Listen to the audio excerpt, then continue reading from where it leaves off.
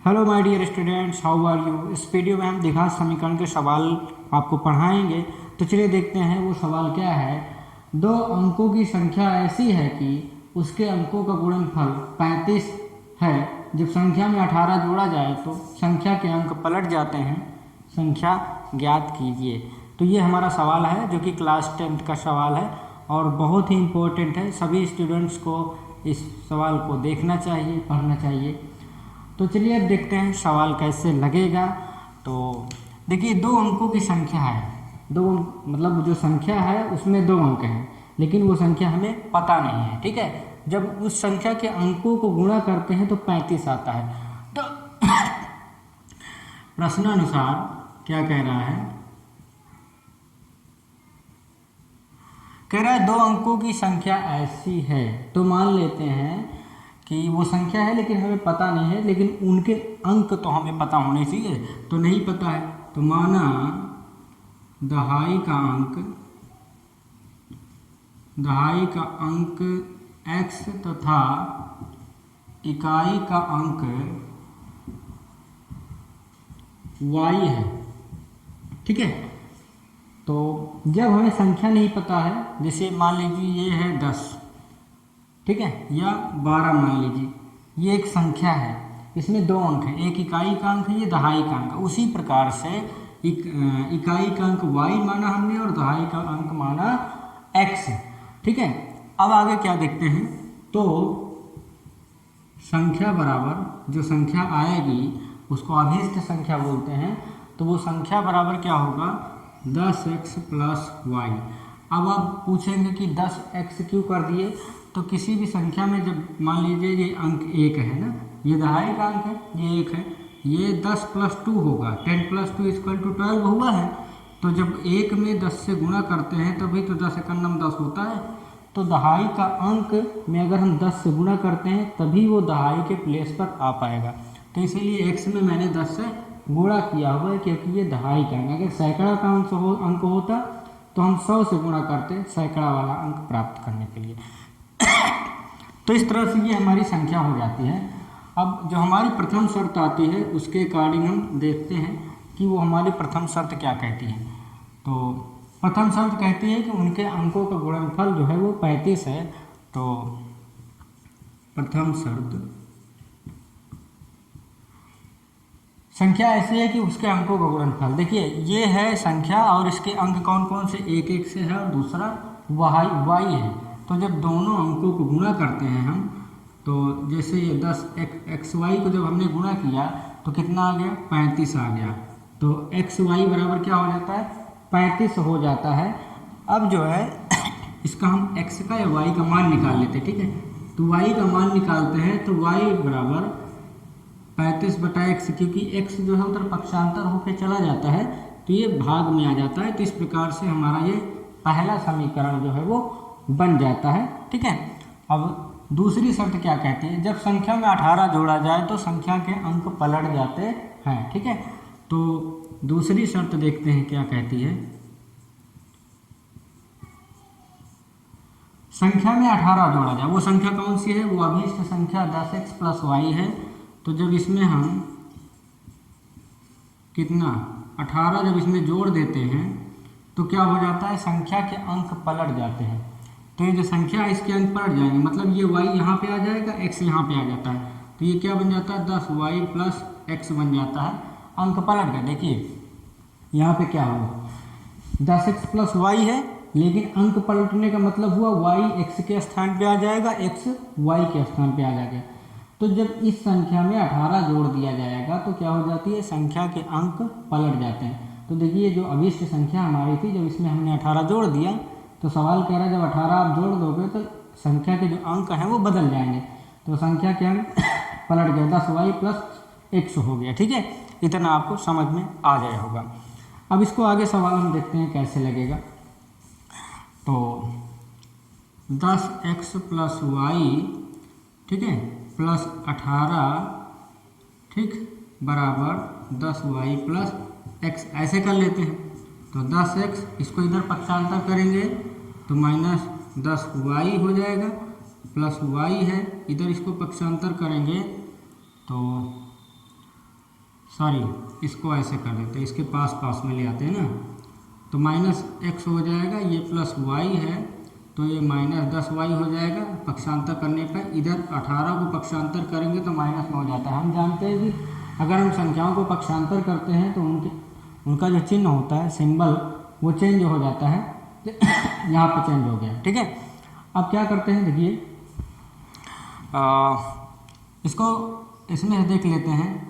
10x में से minus x घटाते हैं तो कितना आता है, 9x आ जाता है, 9x हो गया। इसमें कितना आ जाएगा, 9y बराबर माइनस 18 आ जाता है, ठीक है। अब देखिए 10x में से 1x घटाते हैं तो कितना आता है, 10x में से ये वाला x घटाया तो 9x आ गया। y में से माइनस 10y घटाएंगे तो माइनस 9y आ जाता है, क्योंकि ये बड़ा है ये छोटा है, बराबर माइनस 18 आ गया। अब इसको हम इधर लगा लेते हैं, ठीक है। तो यहाँ पे देखिए 9 कॉमन है, यहाँ भी 9 कॉमन कर लेते हैं, तो 9 कॉमन हो जाएगा तो क्या आ जाता है, x माइनस वाई आ जाता है। x माइनस वाई बराबर माइनस 18 आ जाता है। अब x माइनस वाई बराबर, इसको इधर पक्षांतर करते हैं तो माइनस 18, ये 9 जो है गुणा में है, इधर पक्षांतर करेंगे तो भाग में आ जाता है। तो x माइनस वाई बराबर, इस चीज़ को भाग देंगे तो माइनस 2 आता है। 9 दूना 18, 9 से अगर 18 को काटते हैं तो माइनस 2 आ जाता है। इस प्रकार हमारा जो सवाल है वो ये हमारा दूसरा समीकरण बन जाता है, ठीक है। अब हम क्या करते हैं, ये y बराबर दिख रहा है ना आपको, इतना वैल्यू, यही y का मान हम समीकरण 2 में रख देते हैं। तो समीकरण 1 से y का मान समीकरण 2 में रखने पर रख देते हैं 2 में, तो ये रखते हैं x है ना, x माइनस y का मान कितना रखेंगे यहाँ पे, 35 बटा x रख देते हैं बराबर माइनस 2, ये आ जाए, ठीक है। अब एक काम करते हैं, ऐसे इसके नीचे एक होता है लेकिन हम लिखते नहीं, लेकिन हम लिख दे रहे हैं, ठीक है। ऐसे तिर्यक गुणा कर देते हैं। x से x में गुणा करेंगे तो x स्क्वायर, माइनस इससे करेंगे तो माइनस 35 आ जाता है, बटा x आ जाता है बराबर माइनस 2 आ जाता है। इतना समझ में आया आपको। अब देखिए इसके नीचे हम एक मान लेते हैं, होता है लेकिन लिखते नहीं, लेकिन मैं लिख दे रहा हूँ ताकि आपको समझ में आए। ये 35 है, अच्छा इससे इसमें गुणा करो, x स्क्वायर माइनस 35 बराबर, इससे इसमें करेंगे तो माइनस 2x आ जाता है, ये आपका हो गया, ठीक है। अब उसके बाद इसको इधर पक्षांतर करते हैं, x स्क्वायर, ये माइनस इधर आएगा तो किस में हो जाएगा, प्लस में हो जाएगा, तो 2x हो जाता है, माइनस 35 बराबर 0। ये हमारा बन जाता है द्विघात समीकरण। इस द्विघात समीकरण को हमें हल करना है, इसके गुणनखंड करना है, तो चलिए वही देखते हैं, ठीक है। तो यहाँ पे मैं लगा देता हूँ, देखिए x स्क्वायर का गुणांक यहाँ पे 1 है और यहाँ पे 35 है जो कि अचर पद है।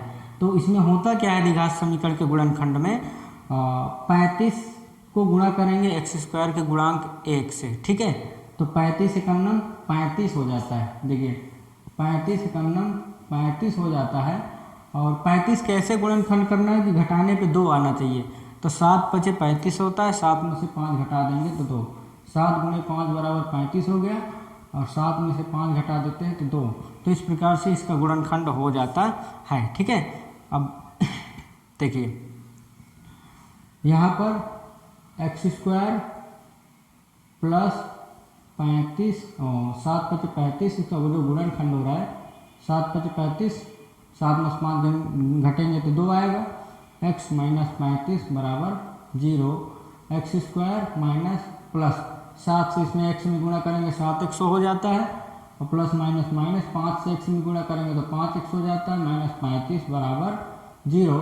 इसमें भी x है, इसमें भी x है, तो क्या कर लिया जाता है, x कॉमन के लिया जाता है, तो यहाँ पे 1x बचता है, यहाँ पे 7 x से x को काटेंगे तो 7 बचेगा, माइनस यहाँ पे 5 कॉमन हो जाएगा तो 5 कॉमन कर लो, x माइनस माइनस प्लस हो जाता है, 5 × 7 = 35 बराबर 0। अब यहाँ पे x प्लस है 7 है, यहाँ भी x प्लस 7 है, दोनों इक्वल है तो क्या करते हैं हम x कॉमन कर लेते हैं, ठीक है। तो इनको एक ब्रैकेट में लगे x प्लस 7 एक ब्रैकेट में कॉमन कर लो, x माइनस 5 एक ब्रैकेट में बराबर 0, ठीक है। इतना आया। अब क्या करते हैं x प्लस 7 का हम वैल्यू निकाल लेते हैं। x प्लस 7 बराबर 0 है तो x बराबर क्या होगा, इसको इधर पक्षांतर करते हैं तो -7 आ जाता है, ठीक है।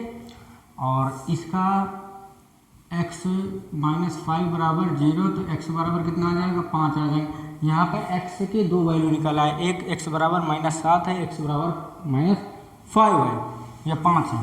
तो जो माइनस वाला है वो तो अमान्य है क्योंकि कोई भी संख्या का अंक ऋणात्मक नहीं होगा, तो ये वाला अमान्य है, ठीक है।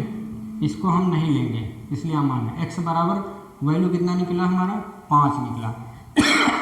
अब इस x का मान हम समीकरण y1 में रख देंगे, क्यों, क्योंकि यहाँ पे y की वैल्यू निकल आएगी।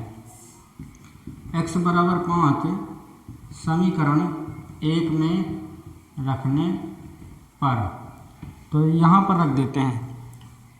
ये हमारा y बराबर 35/x, ये हमारा पहला समीकरण था, तो इसमें रख देते हैं y बराबर 35/x का मान कितना निकला है 5 निकला।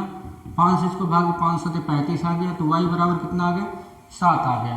तो इस प्रकार से हमारे पास संख्या के जो अंक थे, एक अंक हमारा जो दहाई का है वो है 5 और इकाई का अंक आ गया 7। तो अभीष्ट संख्या क्या है, अभीष्ट संख्या जो हमारी है वो है 10x प्लस वाई।